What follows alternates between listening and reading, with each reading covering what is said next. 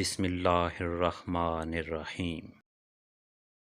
محبت اپنی مرضی سے کھلے پنجرے میں طوطے کی طرح بیٹھے رہنے کی صلاحیت ہے۔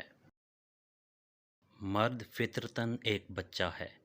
جب کسی کی محبت میں مبتلا ہوتا ہے تو اسے پانے کے لیے اس کی کیفیت ایک ضدی بچے کے جیسے ہوتی ہے۔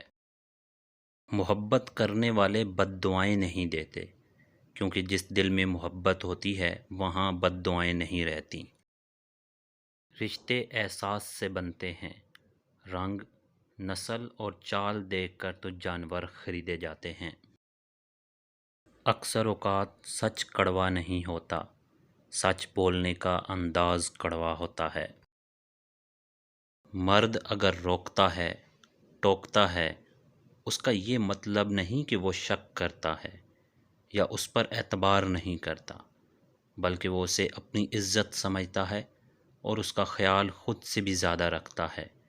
ایسی عورت دنیا کی سب سے خوش نصیب عورت ہوتی ہے۔ شریف عورت جس سے ایک بار جڑ جائے پھر وہی اس کا سب کچھ ہوتا ہے۔ کسی اور کے سائے کا تو سوال ہی پیدا نہیں ہوتا۔ جان دے دے گی لیکن شرک کا خیال تک نہ لائے گی۔